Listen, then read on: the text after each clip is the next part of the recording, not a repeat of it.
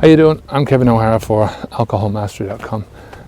Today I wanted to talk about getting yourself onto the right track, being on the right track and staying on that right track, and that it's not enough just to be on the track, that you have to sort of move yourself forwards if you want to make any progress in this thing.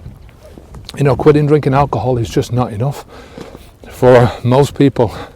I mean, I know that there's many instances where just quitting drinking the alcohol, stop putting it into your body, is going to make just a huge change, a huge difference, and it will make big differences in your life. But at the end of the day, you know, if you want to progress in life and fill in the gaps and all that kind of stuff, then you know there's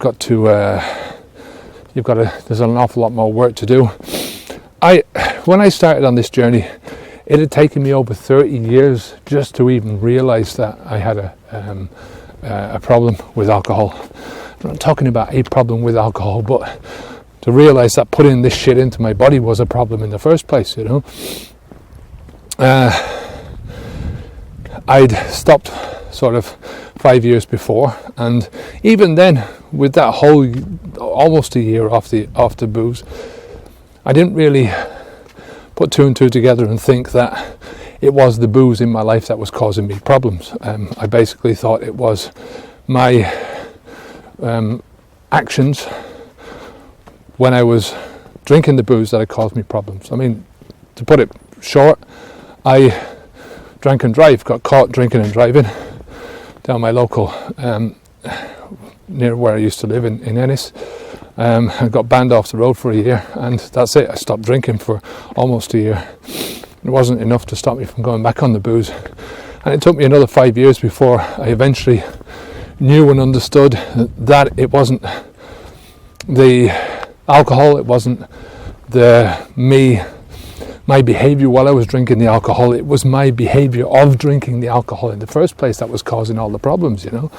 So, as I say, it took me a long time to come to that conclusion, you know, to actually get on that track in the first place, to step foot on the track.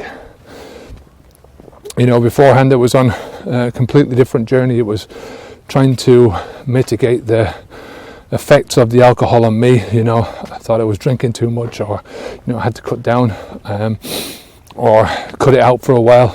That's a typical thing to do in Ireland and England, is to, you know, go on a month where you don't have any alcohol, a couple of months where you don't have any alcohol, just to prove it to yourself that you can do it. You know, so as you get into that place where you are stopping, where you're even contemplating stopping, but you know, get into that place where you've done a lot of thinking about it, you've come to the conclusion that alcohol is just causing you, the behaviour of drinking alcohol is just causing you a lot of problems in your life, and that you can, you know, you just don't want it anymore. It's hard work to get there. It takes a long time. It takes a lot of stressful thinking to get to that stage.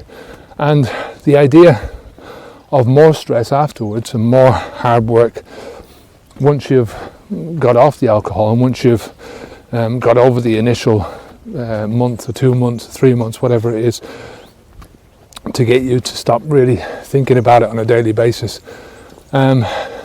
That there's a lot more work to do after that, then, you know, that can put a lot of people off, you know. But at the end of the day, that's what life is about. You know, life is about, if you want to progress in life and you want to become the best version of yourself that you can possibly be, then it's going to take you a lot of hard work to get there throughout your life. I mean, I have no intentions of really stopping doing what I'm doing until I can't do it anymore, you know, and hopefully that's going to be a long, long time into the future. But as you get on that journey, as you start down the track that you know you have to get onto, the journey starts to get easier. You know, you get more experienced at what you're doing, you gain more intelligence about yourself, about your life, about what it's like not to drink anymore. You know, you get more experience about how to fill your life with other things, and slowly but surely you construct a life for yourself which is engineered to your best interest, right?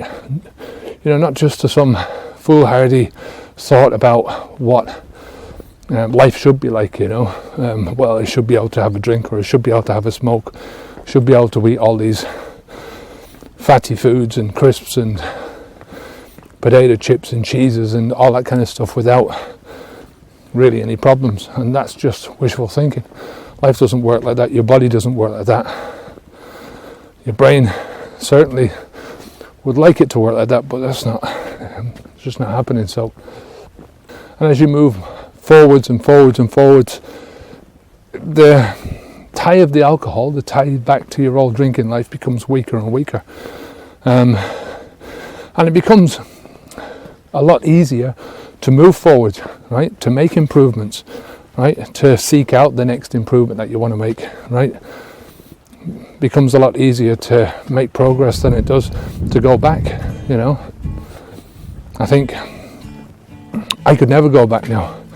I mean, just the idea of going into that lifestyle again, of sitting at a bar and drinking, is just bullshit. I don't want to do it anymore. So that's just the way of it. It just becomes a lot easier to make improvements, to move yourself forward, than to backslide and move backwards. So that's my take on things. So, just remember that it's just not enough to get onto the right track. You have to progress along that track if you want to make improvements in your life, if you want to be the person that you want to be. So until next time, I'm Kevin O'Hara for alcoholmastery.com. Take care of yourself. Keep the alcohol out of your body, out of your system, out of your mouth. Onwards and upwards. Take care. Bye now.